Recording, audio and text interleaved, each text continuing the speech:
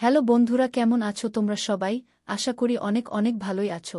আর তোমাদের ভালোবাসায় আমিও অনেক ভালো আছি, কারণ তোমরা আমাকে যে পরিমাণে ভালোবাসা দিয়েছ এবং সাপোর্ট দিয়েছ তা আমি কোনোদিন ভুলতে পারবো না। তাই তোমাদেরকে মজা দেওয়ার জন্য আবারও একটি নতুন গল্প নিয়ে হাজির হলাম। গল্পটি শোনার মতো, আশা করি তোমাদের দাঁড়িয়ে যাবে এবং তোমরা হাতের কাজ করতে সবাই হেডফোন নিয়ে বসে যাও। নতুন নতুন গল্প শোনার জন্য আমার চ্যানেলটি সাবস্ক্রাইব করে বেল আইকনে ক্লিক করে আমার সাথেই থাকো। আজকে আমি তোমাদের একটা মজার গল্প শোনাবো। আমার বয়স 2-3 বছর, আমার স্বামীর নাম রাহুল, বয়স 2-7 বছর, আমার একটি মাত্র যমজ বোন নাম রিয়া। আমার যখন বিয়ে হয় তখন রিয়ার বিয়ে হয়নি। আমরা দুজনেই যেমন ভীষণ সুন্দরী তেমনি হট। আমার বর ভীষণ ভালো, আমাকে সবসময় সব রকমের সুখ দেয়। আমার শ্বশুরের বাড়িতে মা, আমি এবং আমার বোন নিয়ে ছোট্ট সংসার। আমার শাশুড়িকে আমি মা বলেই ডাকি। রাহুলের মাঝে মধ্যে নাইট ডিউটি করতে হয়, তখন বাড়িতে মা ও আমি একাই থাকি। হঠাৎ মা 1 মাসের জন্য উত্তর ভারত বেড়াতে যাবে ঠিক করল। এখনও নাইট ডিউটি পড়লে রাত্রে আমার সাথে কে থাকবে? ঠিক হলো মা যে কদিন নেই সে কদিন আমার বোন রিয়া এসে থাকবে আমার কাছে। যথাসময়ে রিয়া এসে হাজির, তাকে দেখে আমার খুব আনন্দ। রাহুল আমাদের দুজনকে রেখে নাইট ডিউটি করতে চলে গেল। পরদিন বাড়ি এসে দুপুরেও মার ঘরে ঘুমাচ্ছে আমি আর রিয়া। আমার ঘরে দরজার ভেতর থেকে লক করা। আমি আর রিয়া খেলায় মত্ত। আসলে আমি আর রিয়া মিলে খেলতাম মাঝে মধ্যে। তো হঠাৎ রাহুল আমার রুমে ঢুকে সব দেখে ফেল, তাতে ওর অবস্থা খারাপ। ও তখন আমাদেরকে বল, কি করছো তোমরা এসব?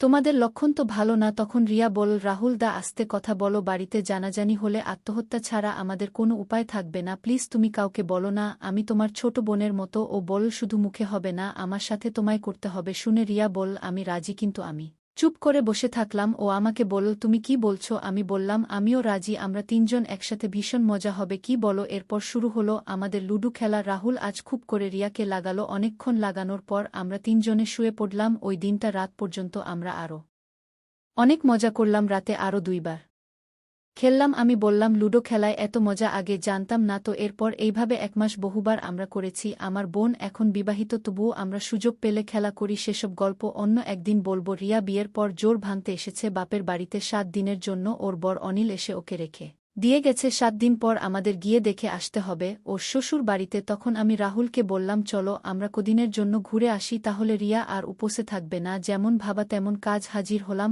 আমাদের বাড়িতে। তখন বিয়ে বাড়ির আমেজ কাটেনি, কিছু কিছু আত্মীয়স বজন তখনও রয়ে গেছে যথারীতি। সেই কারণে একটা ঘরে রিয়া, রাহুল আর আমি থাকার ব্যবস্থা হলো। রিয়া তখন নেকামো করে বলল, এই দিদি, আমি তোদের সাথে থাকলে তোদের লাগাতে অসুবিধা হবে না তো? আমি বললাম, তোর বর তোকে কেমন করে ফুল সাজ্জাদাতে সহব করল, সেই গল্প শুনতে এসেছি আমরা, আর সেই সাথে তোকে লাগাতে এসেছি।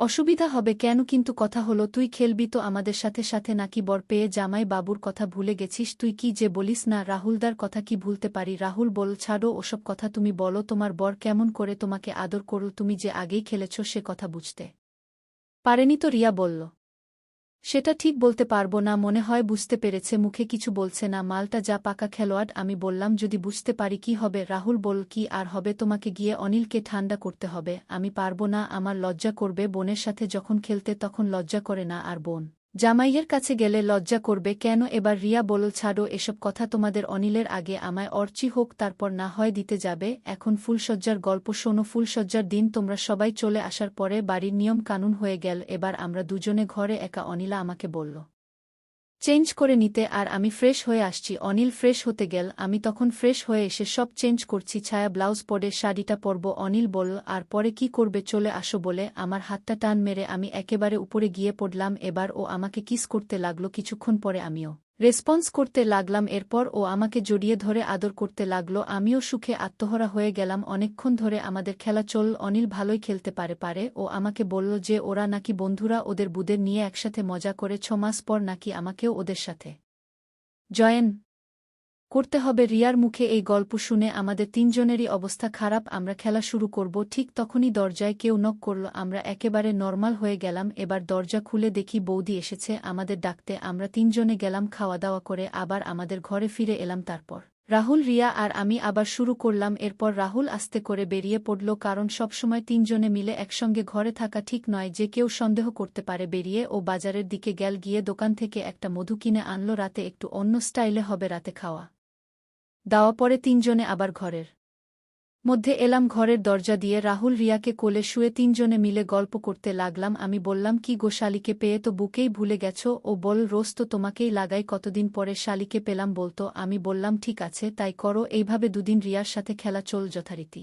দুদিন পর রিয়াকে বাড়িতে দিতে যাওয়ার দায়িত্ব পড়ল রাহুলের উপর। আমি ঠিক করলাম রিয়াকে বাড়িতে পৌঁছে দিয়ে আমরা ওখান থেকে বাড়ি ফিরে যাব। সেই অনুযায়ী আমরা তিনজনের সন্ধ্যায় রিয়ার বাড়িতে হাজির হলাম। অনিলও উপস্থিত ছিল। রিয়াকে সামনে দেখে আনন্দর চোখ নেচে উঠল, কিন্তু অনিলের বাবা মা আমাদের আর ফিরতে দিল না। বল, আজকের রাতটা থেকে যেতে। অনিল চাপাচাপি করার জন্য আমরা থেকে গেলাম। রাতে খাওয়া দাওয়া সেরে আমরা চারজন রিয়ার বেডরুমে হাজির হলাম। ওদের ঘরের প্রবলেম। আমি বললাম, কোনো অসুবিধা নেই, আমরা চারজন একসাথে ম্যানেজ করে নেব। রাহুল, সাইদিল চারজন অনেক রাত পর্যন্ত আড্ডা দিলাম। এবার রাহুল বলল, অনিল তোমাদের তো অসুবিধায় ফেললাম ভাই। অনিল বলল, কেন দাদা? ও বলল, তোমরা নবদম প্রতি 3 দিন আলাদা থেকে আজকে এক হয়েছ, তোমাদের খেলাতে বাধা পড়ল। কিছু মনে না করলে তোমরা খাটের উপরে খেলতে পারো, আমরা নিজে শুয়ে আছি। আমি বললাম, হ্যাঁ, আমাদের কোনো অসুবিধা নেই। রিয়া নেকামি করে বলল, আমি রাহুল দার সামনে ওসব করতে পারব না, আমার লজ্জা করবে। অনিল রাজি ছিল, কিন্তু রিয়া রাজি নয় বলে ও একটু নিমরাজি হয়ে গেল। রাহুল বলল, ঠিক আছে অনিল, তুমি না হয় আজকে তনুশ্রীকে নিয়ে কাজ চালাও, আমি দেখি রিয়া রাজি হয়